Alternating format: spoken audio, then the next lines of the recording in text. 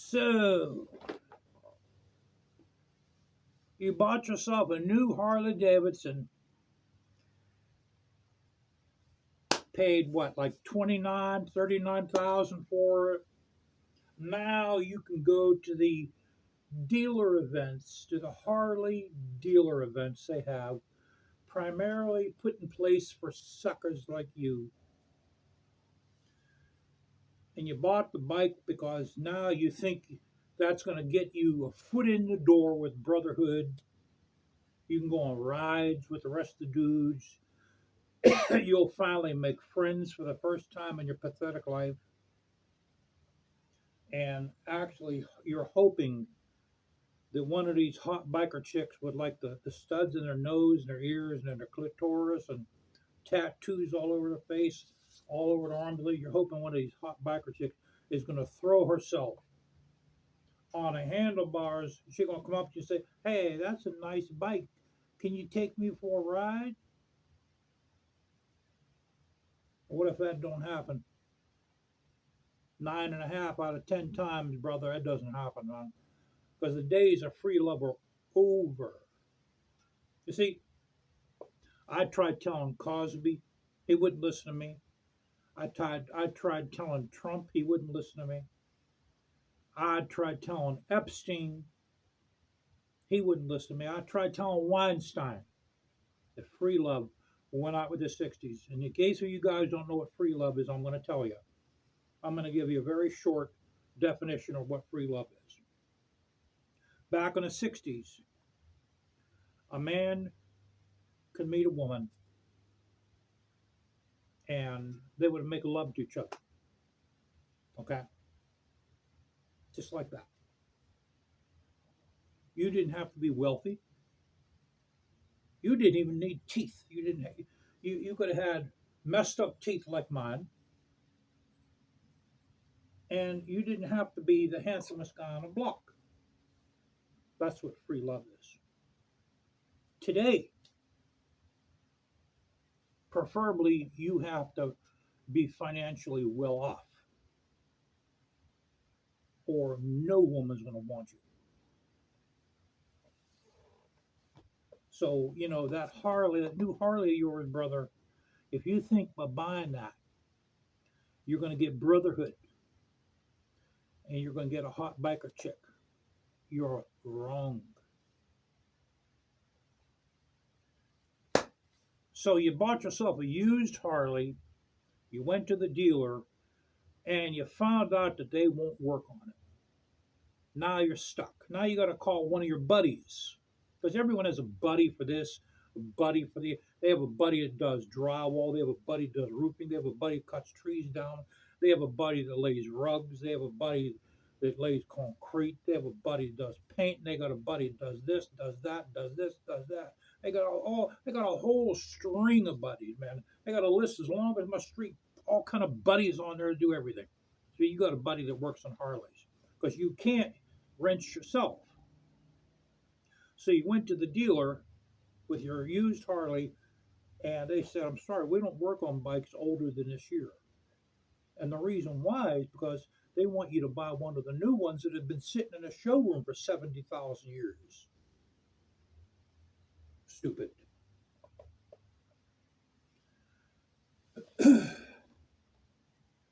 I said it once, I'll say it again.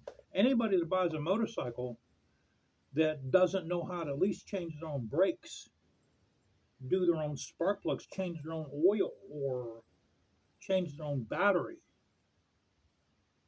you know, maybe take your wheels off and grease the bearings in them, or check your wheel bushings. Don't buy a motorcycle.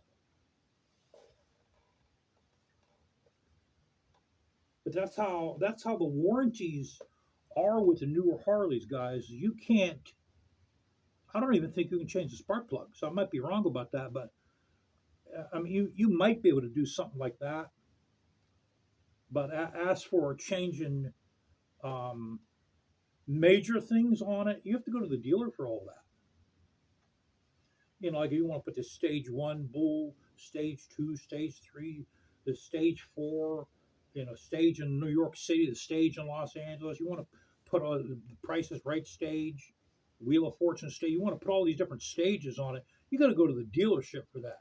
You can't do that yourself, or you'll void the warranty.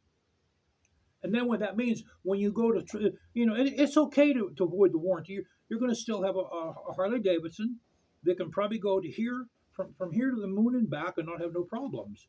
But by you voiding your warranty, what's going to happen is when you go to trade that in, you're going to lose money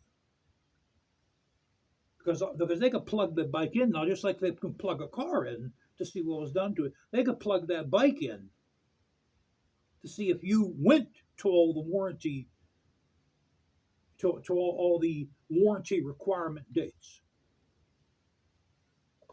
Those computers store all that. When them dudes plug that bike in and they go on a like they type all that stuff into your bike. And they can look it up when they plug it in. They find out, okay, he wasn't here for the oil change at 3,000 miles. He wasn't here for the overall general maintenance of the motorcycle at 5,000 miles. Check it off. And for every one of them you void, you lose money on your trade-in. So that's why the dudes that buy the new Harleys, they have to go to each one of these. They got to take time out of their day and go on each one of these. They say you got to come in at 1,000 miles. You better be in at 1,000 miles, and so on and so on and so on, all the way down the line until that bike's paid off, brother. They're going to bug the crap out of you. Because every time, like if you take a new Harley in for an oil change at the dealer, you know how much they charge? You know how much they charge the company? They don't charge you, because that's covered. But you know how much they charge the company? $500. That's what they charge the company. They charge the company $500. 10 times the amount of money for a filter and the oil you can get on Amazon. 10 times the amount. With the older Harleys, there's a lot of Harley Davidson dealerships that won't work. Matter of fact, there's even a lot of motorcycle dealerships in general. They won't touch them because everyone, man, right now is strung out for money. Everyone's struggling to make money. The last time I got my Hayabusa inspected, the first time I got it inspected, I went to Ducati of Pittsburgh, which they closed now. The rip-off artists, I'm glad they closed. They charge $80 an hour. Now it's probably double. Now it's probably $160 an hour. And then I went there the second year to get it inspected, and they refused to inspect it. That's what they said. They refused to inspect my Hayabusa at Ducati of Pittsburgh, which they closed up. And they had a sign out front saying they accept metric bikes. Why they refused to inspect it? Well, they were closing up too. Maybe they were trying to make as much money as possible off of warranties off the Ducatis. Because that's how these dealers, man. That's how they make. That's their bread and butter is the warranties. You understand? You understand what I'm talking? Can you understand English? That's how these motorcycles, just like with the car dealers. They just like I should say SUV, just like with the SUV dealerships, they make their money off of warranties because they know that you are broke. So they charge the company pays them, then the company writes that off, or they get their money, but they make a bunch of money off it somehow. I don't know if they write it off or what, but they make out.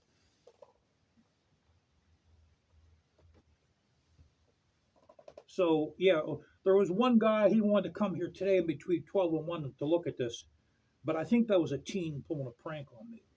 I'm pretty sure it was a teen. That was the same guy that he was July 25th.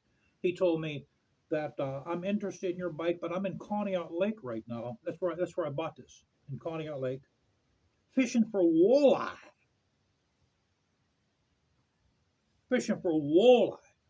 This is what he told me. I'll be back on Monday. Monday came and went. Almost a month later, 2 days left on my listing. I have 1 day left on it now. I'd like to come out and look at it. I could be there between 12 and 1. You're not even asking me how much the insurance is on a bike. You're not even asking me for the VIN number. That way you can get an insurance quote. You see, guys, the reason why I am so cautious about people I deal with is because it is like that. Okay? There's a lot of people out there that wouldn't think twice about giving you phony money for this and taking off on this. They know they're going to get arrested. They know it's a felony, but that's cool for them. As soon as they take off with this, they're going to have someone ready to grab this. They'll sell it to them, maybe 3,000 or 4,000, maybe a quick couple thousand. They're going to get thrown in jail. They'll be out in 24 hours, and they have a couple $1,000 waiting for them. That's what that's all about. That's all it is. They don't care about they have a felony. They already have a bunch of stuff on their record. They're not going to give a crap about one more felony. Or they'll give you fake money. If you can't scan the money at your bank, it's like there's one guy that sold the car for $12,000. The guy gave him all counterfeit money. That's why I'm trying to tell you guys. A kabisha, I'm trying to tell you. If you accept the money, meet him at your bank and having a moneda scanned, a kabisha. If you take a check, the check got to clear before you release the vehicle. You understand? A kabisha Italiano. And they don't like that because they're not in it to make a righteous deal. They're in it to rip me off. That's why most of them cats, they don't want to hear about me. You meet me at my bank so I can scan the bills because they're going to give me counterfeit cash. Or they don't want none. Oh, I'm coming into Pittsburgh. I won't even be there. I won't be able to come back. Or this one guy gave me this cock and bull story. I'll be in Pittsburgh Friday, but I can't stay long. I thought he told me he was going to give me cash. I thought cash was king. What he planned to do was give me counterfeit cash and then take off. Probably had his 1%er buddy with him. They're going to take off, bring this down to the clubhouse, and what you do is you cut this portion here. Okay, see, this is my VIN number is, I don't know what this is right here, but my VIN number is under the side. Then what they'll do, especially a lot of the 1%ers, what they'll do when they steal a bike is they'll cut this here, they'll take the tank off, they'll take all these wires off. Okay, maybe even put the engine in another bike. If they're not going to do that, they'll cut it here and cut it here, okay? And then they have a steel pin, a stainless steel pin. It's about that long. It's the exact size of the inside of this tube. And they'll put a pin on this one, a pin on the other neck, and then they'll put a pin here and a pin here. They have pins that'll fit them exactly. And then what they do is they shove the pin in here. And then they'll drill a hole through that. And they'll put another pin going through the center of that pin. That way, if the wheels fail, the pins won't.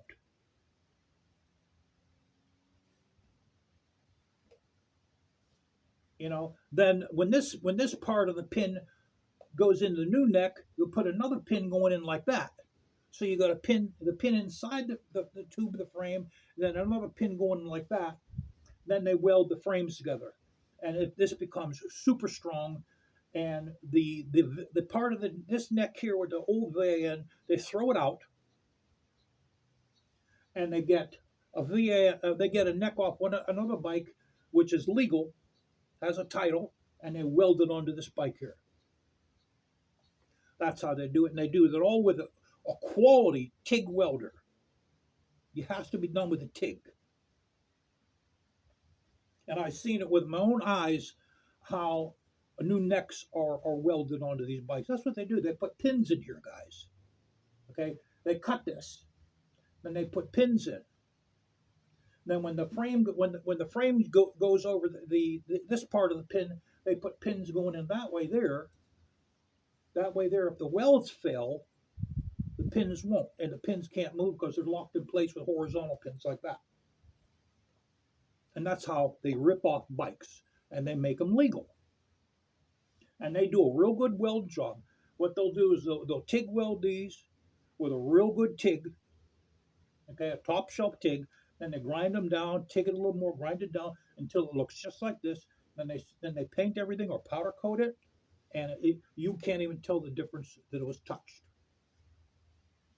Okay, that's why if I accept cash, I gotta have my bank scan the bills. If I accept the check gotta clear. If the dudes don't like that, then you know what? Then you go take your business somewhere else. Because that's how I deal.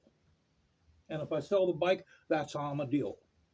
You don't have time for that, then you know what? You go somewhere else. And that's why a lot of them, I put that on my ad. I put that on my listing on Cycle Trader. And that's why I didn't get anyone to buy it because almost every bloat out there is a scammer and a ripoff artist right now. Because a lot of people are hurting, guys. A lot of people are hurting. A lot of people are hurting. A lot of people are stone broke, and they're just looking for someone they think stupid to rip off. And it took me a lot to get this bike like it is. It took me a lot to get it like it. As a matter of fact, I'm changing the primary fluid in this again because I don't like the smell of it. I ordered I ordered a bottle. What are the, I guess bottle, right? I ordered a bottle of Spectro primary fluid. I'm gonna as soon as that comes in, I'll probably change it Thursday or Friday night because I don't like the smell of the transmission fluid in here. Oh, you! Oh my God, no! You're using transmission fluid. This is what I hear. Oh my God, you're gonna burn the bearings. I bet some bearings are burned out already. I was like, this one bloke told me that my carburetor needs cleaned and tuned. You stupid son of a, you know, half of these bloats, man, they don't even got a big dog. Probably don't have a motorcycle period, and they probably don't even know anything about S&S Super G carburetors. Actually, actually, what I did is I adjusted my fuel and air mixture screw. I brought it out a little bit more, and I have to test ride this on a highway. I also got to tell you, I don't know if you heard about Trump. If Trump loses the election, listen to this. This is what this bloke wants to do. If he loses the election, he's going to have himself cryogenically frozen and then reanimated in the year 3250. I also want to tell you guys, I had another visit from my Max last night. I laid down in bed with my wife, and I started smelling him. Okay, I don't know if you guys ever smelled the dog's paws. They smell. It's a real distinct smell. It doesn't smell like feet. It smells. It's kind of good. It kind of smells like dog. And I started smelling that. I started smelling it real strong. And then it went away. So when I went to sleep, I dreamed of him, and I always dream of him. He's over at my old house in Pittsburgh, and I always dream of him getting outside of the fenced area and taking off. And that's what I dreamed of. And I think what he's trying to tell me, I finally figured out what he's trying to tell me. You see, when our spirits go up into heaven, heaven is our original home. Okay, when you become a spirit, you'll know that. You don't know that now, but you'll know that when you die. Your spirit will know that. My home on Rippy Place is my original home. That was the name of the street, Rippy Place. And Yeah, Rippey Place. That's where we used to live. That's where I was born at, in Passburg, in Pittsburgh. And every time I dream of him, it's at that house in Passburg, because what he's trying to tell me is he's running around and having a time of his life in heaven, which is the original home. That's what he's trying to tell me. I've had this dream, man. I've had this dream maybe more than a dozen times so far, and I finally figured out what it meant. So I'm waiting on a Spectro to come in. That should be in. That'd probably be in tomorrow. And yeah, I have. I mean, the Type F fluid in here is good, guys, but it smells, man. It has a real strong smell like transmission fluid. So we're going to change that. We're going to put the Spectro back in here. And I also bought brakes for the e-bike. I mean, what do you guys see how tiny these little brake pads? They're like this. They're tiny. Maybe 4 millimeters of brake pad on them. So they need replaced. I was able to bleed the rear. I bought a bleeding kit. It works pretty good, but I'm going to change the pads on the front and back on the e-bike here. And that's just about all that's going on here. I have to take this out again. I got to test. I got to test that fuel and air mixture screw. I turned it up a little bit. I want to see if this is any different. So right now, this is going to stay. This is, because there's no one who wants to buy these guys. If I was down in Texas or Florida, this would have sold a long time ago. So I got to figure out what kind of a paint scheme I want to put on here. Maybe some kind of skulls or something. I have to figure it out. Then we're going to have to do a little bit of practicing, because before you start painting this, you can't make no mistakes.